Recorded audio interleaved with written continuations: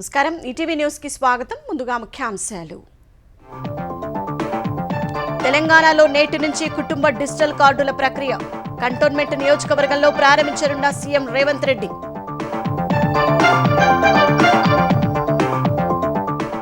సీతారామ ఎత్తిపోతల పనుల్లో మరో ముందడుగు. డిస్ట్రిబ్యూటరీల నిర్మాణాలకు 2-3 రోజుల్లో టెండర్ ప్రకటన.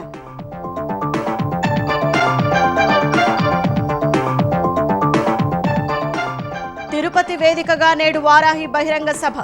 సనాతన ధర్మ పరిరక్షణే లక్ష్యమని పవన్ కళ్యాణ్ ప్రకటన.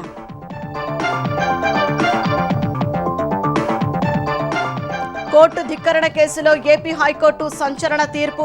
విద్యాశాఖ మాజీ ముఖ్య కార్యదర్శి ప్రవీణ్ ప్రకాష్ కు 1 నెల రోజుల జైలు శిక్ష. ఏపీలో నేటి నుంచి ఉపాధ్యాయ అర్హత పరీక్ష 17 రోజుల పాటు ఆన్లైన్లో నిర్వహణ. మెగా డిఎస్సి దృష్ట్యా భారీగా సంఖ్యలో అభ్యర్థులు. హెజ్బొల్లా అంతమే లక్ష్యంగా ఇజ్రాయెల్ దళాల భీకర పోరాటం. లెబనాన్ దాడిలో 8 మంది ఐడిఎఫ్ సైనికుల మృతి.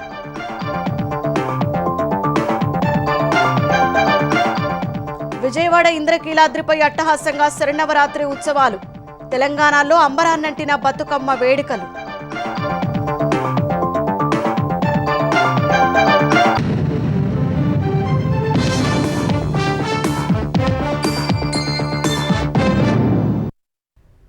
తెలంగాణలో కుటుంబ డిజిటల్ కార్డుల ప్రక్రియ నేడు మొదలు కానుంది. రాష్ట్ర వ్యాప్తంగా 238 ప్రాంతాల్లో పైలట్ ప్రాజెక్టు ప్రారంభం కానుంది. ప్రతి అసెంబ్లీ నియోజకవర్గాల్లో ఎంపిక చేసిన గ్రామాలు, వార్డులు, డివిజన్లలో ఈ నెల 7 వరకు అధికారులు ఇంటింటికి వెళ్లి కుటుంబ సభ్యుల వివరాలు నిర్ధారించుకుంటారు. మరణించిన వారిని తొలగించడం, కొత్త వారిని చేర్చడం వంటి ప్రక్రియ నిర్వహిస్తారు. సికింద్రాబాద్ కంటోన్మెంట్ నియోజకవర్గంలో డిజిటల్ కార్డుల ప్రక్రియను ముఖ్యమంత్రి రేవంత్ రెడ్డి లాంఛనంగా ప్రారంభించనున్నారు.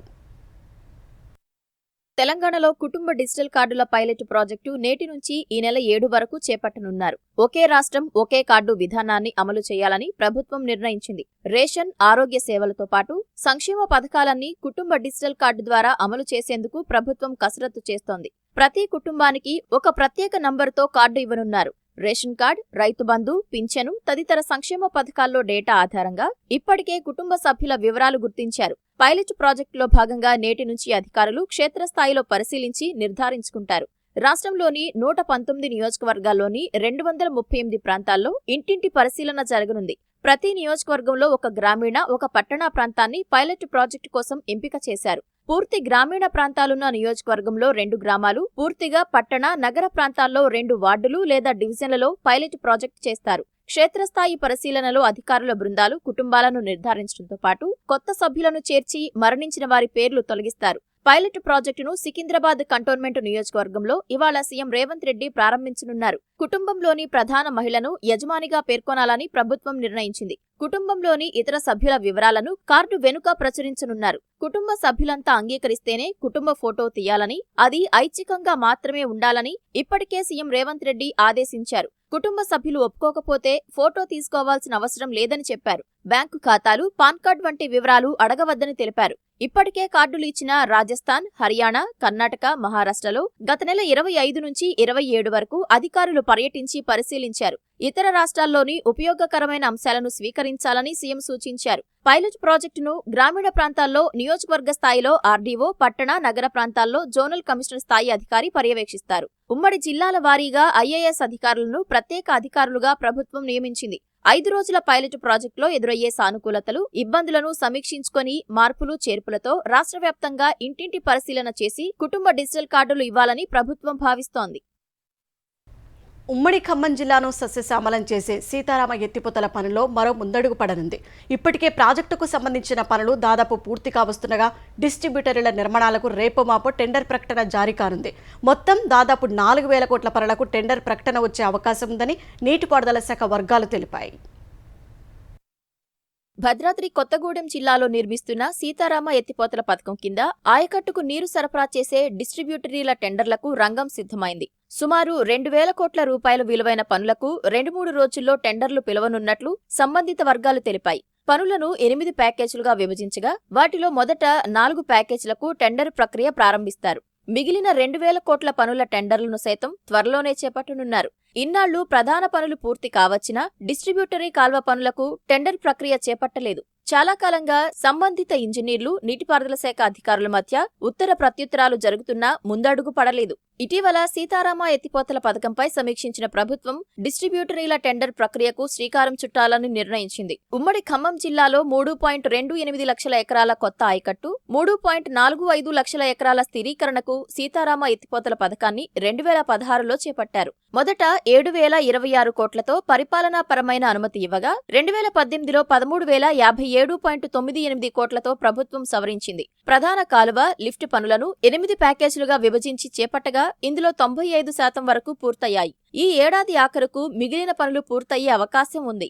ఆగస్టు 15న పంప్హౌస్ను ప్రారంభించిన సీఎం రేవంత్ రెడ్డి డిస్ట్రిబ్యూటరీ పనులను 2026 మార్చి నాటికి పూర్తి చేస్తామని ప్రకటించారు. డిస్ట్రిబ్యూటరీ పనులను 8 ప్యాకేజీలుగా విభజించి 4,179 కోట్ల అంచనా వ్యయంతో సంబంధిత ఇంజనీర్లు చాలా కాలం క్రితమే ప్రభుత్వానికి పంపినా టెండర్లు పిలవటానికి ఆమోదం లభించలేదు. ఈ అంచనా వ్యయంలో సుమారు 1,400 కోట్ల భూసేకరణ వ్యయం కలిపి ఉంది. ప్రభుత్వ ఆమోదం తర్వాతే టెండర్లు పిలవాలని, ప్రతిపాదనలన్నీ ఈఎన్సీ ద్వారా పంపాలని ఈ జనవరిలో ఒక మెమో జారీ అయింది. ఈ నేపథ్యంలో ఇంజనీర్లు ప్రతిపాదనలు పంపించి వేచి చూస్తున్నారు.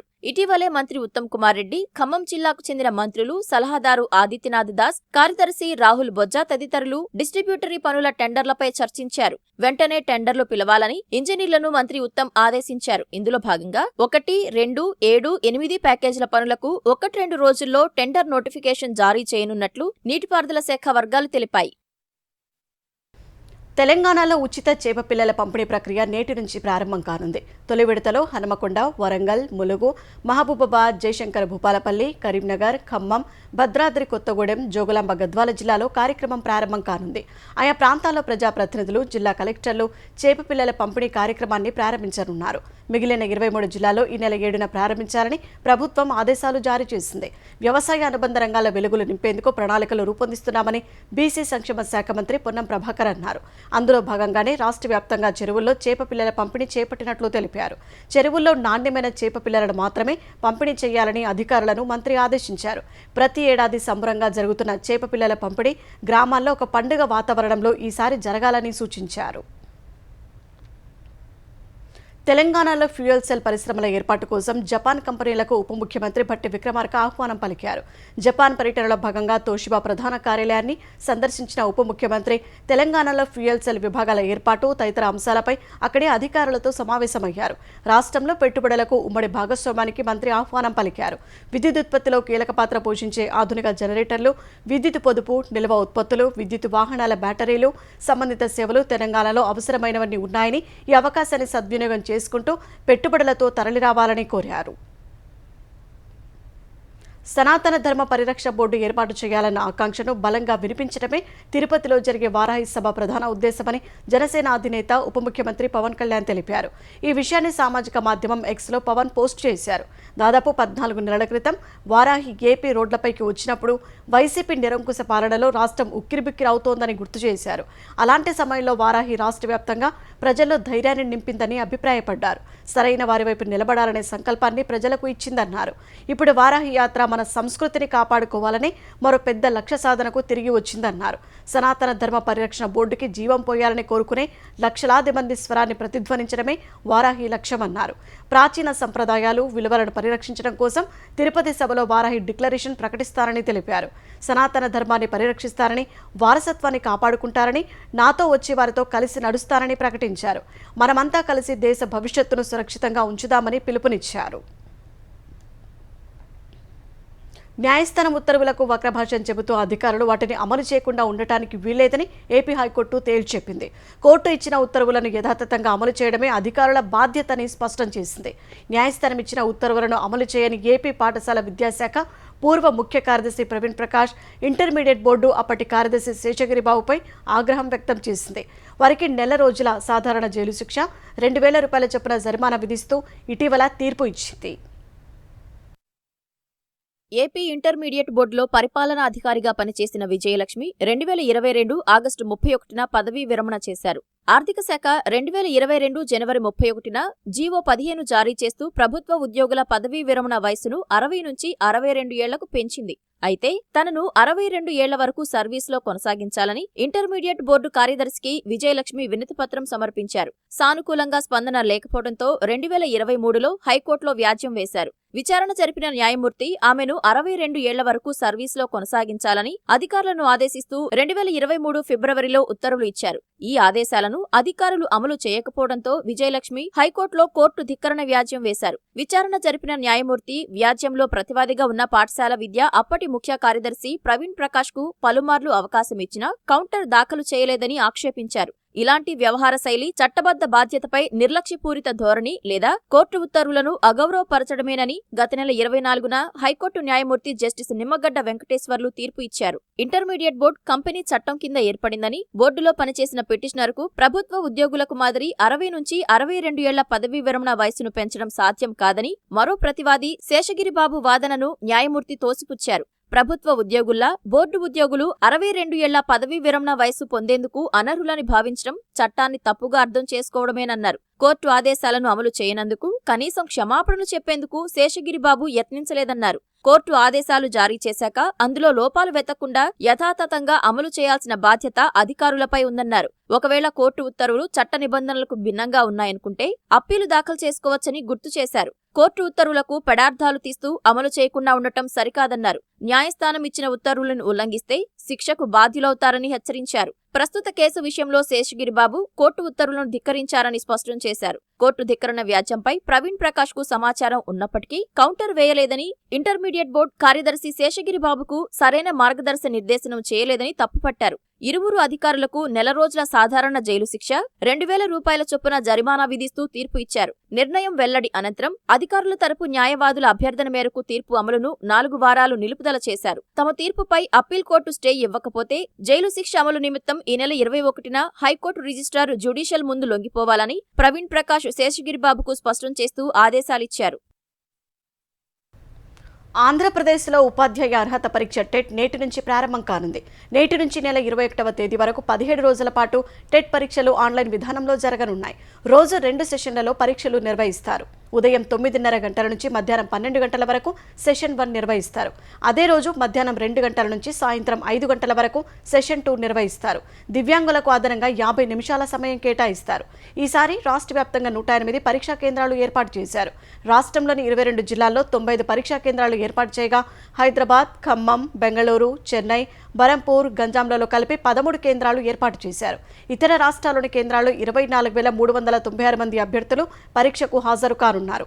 ఇప్పటికే రాష్ట్ర ప్రభుత్వం మెగా డిఎస్సి ప్రకటించడంతో ఈసారి టెట్కు పోటీ పడే వారి సంఖ్య గణనీయంగా పెరిగింది. పరీక్షలు సజావుగా జరిగేలా అన్ని జిల్లాల్లో ఏర్పాట్లు చేసినట్లు పాఠశాల విద్యాశాఖ తెలిపింది.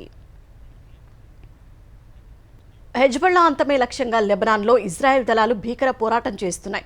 దక్షిణ లెబనాన్లో హెజ్బొల్లాతో జరిగిన పోరులో తమ సైనికులు 8 మంది ప్రాణాలు కోల్పోయినట్లు ఇజ్రాయెల్ ప్రకటించింది. ఒకవైపు లెబనాన్లో దాడులు చేస్తూనే మరోవైపు గాజా, సిరియాలపై ఇజ్రాయెల్ దళాలు విరుచుకుపడ్డాయి. శత్రు స్థావరాల లక్ష్యంగా ఈ 2 ప్రాంతాల్లో ఇజ్రాయెల్ సైన్యం వైమానిక దాడులు చేశాయి.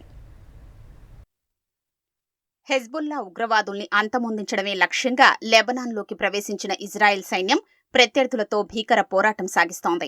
ఈ క్రమంలో 8 మంది ఇజ్రాయెల్ సైనికులు ప్రాణాలు కోల్పోయారు. ఈ మేరకు ప్రకటించిన ఇజ్రాయెల్ రక్షణ దళం ఐడిఎఫ్ పూర్తి వివరాల్ని మాత్రం వెల్లడించలేదు. దక్షిణ లెబనాన్లో జరిగిన 2 వేర్వేరు దాడుల్లో మొత్తం 8 మంది తమ సైనికులు మరణించినట్లు చెప్పింది. మరోవైపు లెబనాన్లోకి చొచ్చుకొచ్చిన ఇజ్రాయెల్ సైన్యంతో గట్టిగా పోరాడుతున్నట్లు హెజ్బొల్లా ప్రకటించింది. వెనక్కు వెళ్లిపోవారని కోరినప్పటికీ ఐడిఎఫ్ లెక్క చేయలేదని పేర్కొంది. నియంత్రణ రేఖ నుంచి 400 మీటర్ల మేర ఇజ్రాయెల్ సైనికులు చొచ్చుకొచ్చినట్లు వెల్లడించింది.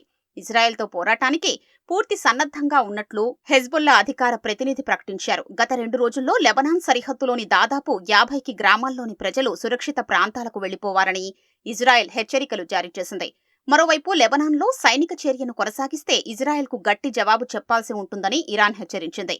తమ భద్రతకు విఘాతం కలిగిస్తే ఇజ్రాయెల్ భద్రతను దెబ్బతీసే సత్తా ఉందని ఇరాన్ పేర్కొంది. ఒకవైపు లెబనాన్పై విరుచుకుపడుతున్న ఇజ్రాయెల్ మరోపక్క గాజా, సిరియాలపైన దాడులు చేసింది. దక్షిణ గాజాలోని ఖాన్ యూనిస్ నగరంపై ఇజ్రాయెల్ దళాలు వైమానిక దాడులు చేశాయి. ఆ దాడిలో 51 మంది గాజా పౌరులు దుర్మరణం పాలవగా 82 మంది గాయపడ్డారు. మృతుల్లో మహిళలు, చిన్నారులు ఉన్నట్లు గాజా వైద్యారోగ్య శాఖ వెల్లడించింది.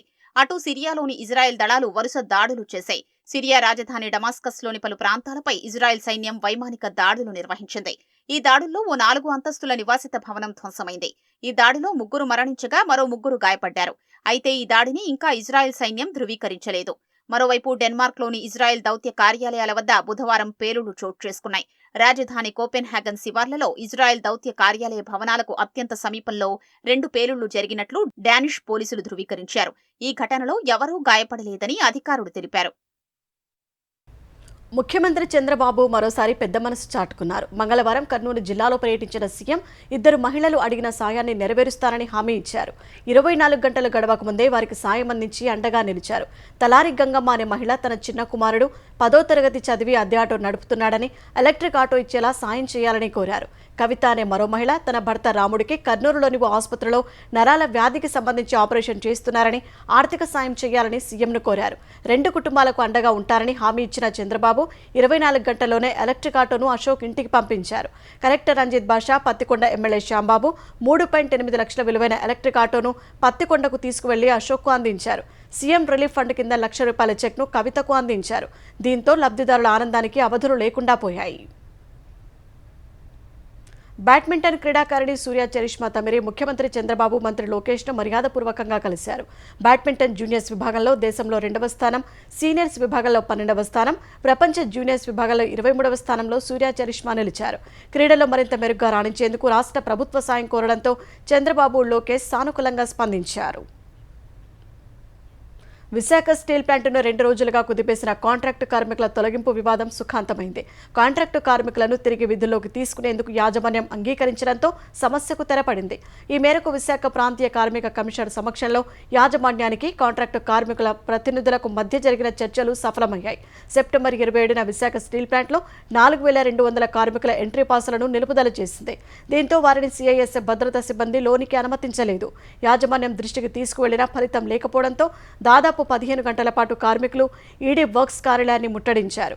కార్యాలయ అద్దాలు పగలగొట్టారు. సమస్యకు పరిష్కారం లభించే వరకు పోరాడతామని భీష్మించడంతో ప్రస్తుతం అమల్లో ఉన్న గేట్ పాస్ విధానాన్ని కొనసాగించడం సహా లేబర్ చట్టాలను అమలు చేయడానికి యాజమాన్యం అంగీకరించింది.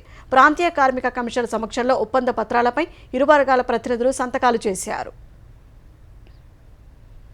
కార్లకు అద్దె చెల్లిస్తామని తీసుకుని వేరొకరి వద్ద తాకట్టు పెడుతూ యజమానులను మోసగిస్తున్న 2 కడప పోలీసులు అరెస్ట్ చేశారు. కడపలోని నబీకోటకు చెందిన వెంకట శశిధర్రెడ్డి, షేక్ జిలానీ అద్దె పేరుతో కార్లు తీసుకుని మరొకరి వద్ద తాకట్టు పెట్టి సొమ్ము చేసుకున్నారు. కారు విలువ ఎంతన్న దానితో సంబంధం లేకుండా తమ కుటుంబ సభ్యులకు ఆరోగ్యం బాగాలేదని కారు పెట్టుకుని 2 నుంచి 3 లక్షల రూపాయలు ఇవ్వాలని తెలిసిన వారి దగ్గర తాకట్టు పెట్టేవారు. ఈ విధంగా జనవరి నుంచి ఇప్పటి వరకు 37 కార్లు తాకట్టు పెట్టి 47 లక్షల రూపాయలు కాజేశారని జిల్లా ఎస్పీ వెల్లడించారు. విజయవాడ ఇంద్రకీలాద్రిపై దసరా శరన్నవరాత్రి ఉత్సవాలు అట్టహాసంగా ప్రారంభమయ్యాయి. తెల్లవారుజామునే జగన్మాతకు స్నాపనాభిషేకం, ఇతర పూజాధికాలు నిర్వహించారు. ఉదయం 9 నుంచి రాత్రి 11 గంటల వరకు బాలా త్రిపుర సుందరిదేవి అలంకరణలో అమ్మవారు భక్తులకు దర్శనం ఇవ్వనున్నారు. ఇవాల్టి నుంచి నెల 12 వరకు రోజుకు అలంకరణలో దుర్గమ్మ భక్తులను అనుగ్రహిస్తారు. భక్తుల కొంగు బంగారంగా పేరొందిన జగజ్జనని దర్శనానికి భక్తులు భారీగా తరలి వస్తున్నారు. దసరా ఉత్సవాల వేళ అంతరాలయ దర్శనాలను నిలిపివేశారు. ప్రతిరోజు సుమారు 1,00,000 మంది భక్తులు వస్తారనే అంచనాతో అధికారులు ఏర్పాట్లు చేశారు. ఉచిత దర్శనాలతో పాటు 100, 300, 500 రూపాయల టికెట్లు అందుబాటులో ఉంచారు. ఆన్లైన్తో పాటు మొత్తం 14 చోట్ల టికెట్ విక్రయ కౌంటర్లు ఏర్పాటు చేశారు. వినాయక గుడి నుంచి టోల్గేట్ ద్వారా కొండపైన ఓం టర్నింగ్ వరకు 3 క్యూలు ఉంటాయి. అక్కడి నుంచి అదనంగా ఒక ఉచిత దర్శనం వరుసతో పాటు విఐపి వరుస కలిపి మొత్తం 5 వరుసలు అమ్మవారి ఆలయం లోపలి వరకు ఉంటాయి. దర్శనం అనంతరం శివాలయం మెట్ల మార్గం గుండా భక్తులు కిందకు దిగుతారు. ఇంద్రకీలాద్రిపై భక్తులకు కల్పిస్తున్న సౌకర్యాలు, ఇతర వివరాలు తెలుసుకునేందుకు ప్రత్యేక యాప్ను అందుబాటులోకి తెచ్చారు. భక్తులకు ఎటువంటి అసౌకర్యం కలగకుండా విజయవాడ ఇంద్రకీలాద్రిపై దసరా శరన్నవరాత్రి ఉత్సవాలకు అన్ని ఏర్పాట్లు చేసినట్లు విజయవాడ పోలీస్ కమిషనర్ రాజశేఖర్ బాబు తెలిపారు. కుటుంబ సమేతంగా ఇంద్రకీలాద్రి దుర్గమ్మకు పట్టు వస్త్రాలు సమర్పించారు. వీఐపీల దర్శనం కోసం ఉదయం 8 గంటల నుంచి 10 గంటల వరకు, మధ్యాహ్నం 2 గంటల నుంచి 3 గంటల వరకు అవకాశం కల్పిస్తున్నట్లు చెప్పారు. సామాన్య భక్తులకు అసౌకర్యం కలగకుండా దర్శన ఏర్పాట్లు చేసినట్లు రాజశేఖర్ బాబు వివరించారు. అమ్మ ఆశీస్సులతో ఖచ్చితంగా ఈ యొక్క ఉత్సవాల్ని ఘనంగా జరిపిస్తామని చెప్పేసి నేను ప్రజానీకానికి తెలియజేస్తున్నాను. అంత మునుపున్న లోటుపాట్లన్నీ కూడా సరి చేసుకునేసి ఈరోజు వినూత్నంగా ముందుకు పోతున్నాము. సెక్టార్ ఆఫీసర్స్ అందరూ కూడా లైజనింగ్తో, పక్కా లైజనింగ్తో ముందుకు పోతున్నాం. అదేవిధంగా ఈసారి విఐపి పాసెస్ కూడా క్రమబద్ధీకరించాము. దాదాపు 15 లక్షల నుంచి 16 లక్షల వరకు భక్తులు వస్తారని చెప్పేసి మేము అంచనా వేస్తున్నాము. దానికి అనుగుణంగా ఈఓ గారు, జిల్లా కలెక్టర్ గారు ఘనంగా ఏర్పాటు చేశారు. తిరుమల శ్రీవారి వార్షిక బ్రహ్మోత్సవాలు ఘనంగా ప్రారంభం కానున్నాయి. ఈ నెల 4 నుంచి 12 వరకు 9 రోజుల పాటు జరిగే ఉత్సవాలకు పకడ్బందీగా ఏర్పాట్లు చేస్తున్నామని టీటీడీ అదనపు ఈవో వెంకయ్య చౌదరి తెలిపారు. అనంతపురం రేంజ్ డీఐజీ షేముషి బాజ్పాయ్, తిరుపతి జిల్లా ఎస్పీ సుబ్బరాయుడు, ఇతర అధికారులతో ఆయన ప్రత్యేక సమావేశం నిర్వహించారు. ఈ నెల 4వ తేదీన స్వామివారికి పట్టు వస్త్రాలు సమర్పించేందుకు తిరుమలకు వస్తున్న ముఖ్యమంత్రి చంద్రబాబు పర్యటనకు కట్టుదిట్టమైన భద్రతా ఏర్పాట్లు చేస్తున్నామని ఎస్పీ సుబ్బరాయుడు తెలిపారు. బ్రహ్మోత్సవాలలో భక్తులకు ఎటువంటి ఇబ్బందులు గురికాకుండా చర్యలు చేపట్టామని టీటీడీ అదనపు ఈవో వెల్లడించారు. పోలీస్ ఆఫీసర్స్కి వాళ్ళకి సంబంధించిన రోల్, రెస్పాన్సిబిలిటీ గురించి పూర్తిగా వివరించడం జరిగింది. సెక్యూరిటీ రిలేటెడ్ ఇష్యూస్ తో పాటు మిగతా సేవలు కూడా భక్తులకి ఎటువంటి ఇబ్బందులు లేకుండా ఫెసిలిటేటింగ్ రోల్ ఎలా ఉండాలి, కొన్ని చోట్ల రెగ్యులేటింగ్ రోల్ ఎలా ఉండాలి అనే దాన్ని పూర్తి స్థాయిలో చర్చించి వాళ్ళకి సూచనలు ఇవ్వడం జరిగింది. ఓవరాల్ గా బ్రహ్మోత్సవం సక్సెస్ చేయడంలో అందరూ కూడా కంకణం కొట్టుకున్నారు. తెలంగాణ వ్యాప్తంగా బతుకమ్మ సంబరాలు అంబరానంటాయి. తొలి రోజు పెద్ద ఎత్తున మహిళలు బతుకమ్మ పేర్చి ఆడిపాడారు. హైదరాబాద్లో బతుకమ్మ వేడుకలు ఆద్యంతం కన్నుల పండుగగా సాగాయి. సికింద్రాబాద్లోని బాలికల అనాథ శరణాలయంలో తీరొక్క పూలతో బతుకమ్మలు పేర్చి విద్యార్థులు ఆడిపాడారు. హైడ్రా కూల్చివేతలకు వ్యతిరేకంగా మూసీ ప్రాంతాల్లోని మహిళలు ప్లకార్డులు ప్రదర్శిస్తూ బతుకమ్మలు ఆడారు. ఉమ్మడి వరంగల్ జిల్లాలోని 1000 స్తంభాల ఆలయానికి మహిళలు పోటెత్తారు. తీరొక్క పూలతో పేర్చిన బతుకమ్మలను ఒక్కచోట చేర్చి ఆటపాటలతో అలరించారు. మహబూబాబాద్ జిల్లా డోర్నకల్లో పూల పండుగను మహిళలు, చిన్నారులు ఆటపాటలతో ఘనంగా నిర్వహించారు. కరీంనగర్ జిల్లాలోని పలు కళాశాలలో విద్యార్థులు బతుకమ్మలను పేర్చి వాటి చుట్టూ ఆడిపాడారు. సిద్దిపేట జిల్లా వ్యాప్తంగా తొలి రోజు ఎంగిలిపూల బతుకమ్మ సంబరాలు ఉత్సాహంగా సాగాయి. నిజామాబాద్లోని పలు ఆలయాల్లో నిర్వహించిన సంబరాల్లో మహిళలు పెద్ద ఎత్తున పాల్గొని బతుకమ్మ పాటలకు ఆడిపాడారు. పశ్చిమ బెంగాల్ రాజధాని కోల్కతాలో దసరా ఉత్సవాల సందర్భంగా దుర్గామాతను పర్యావరణ హితంగా రూపొందించారు. మండపంలో ఆహ్లాదకరమైన వాతావరణంలో నెలకొల్పిన అమ్మవారి ప్రతిమలను వెదురు, మనీ ప్లాంట్, కూరగాయలు, పలు రకాల పండ్లతో అలంకరించారు. దుర్గామాత ప్రతిమ రూపకల్పనకు 5 నెలలు శ్రమించి 8000 మొక్కలను ఉపయోగించామని నిర్వాహకులు తెలిపారు. బెంగాల్లో శరన్నవరాత్రులకు ఎంతో ప్రత్యేకత ఉందని, ఇక్కడ సంస్కృతి సాంప్రదాయం ఎప్పటికీ కొనసాగాలనేది తమ అభిమతమని నిర్వాహకుడు అరుణవరాయ్ తెలిపారు. పర్యావరణ పరిరక్షణతోనే అది సాధ్యమని, దీనికోసం అందరూ మొక్కలు నాటాలని పిలుపునిచ్చారు. ప్లాస్టర్ ఆఫ్ పారిస్, హానికర రంగులతో తయారు చేసే విగ్రహాలు పర్యావరణానికి హాని కలిగిస్తాయని చెప్పారు.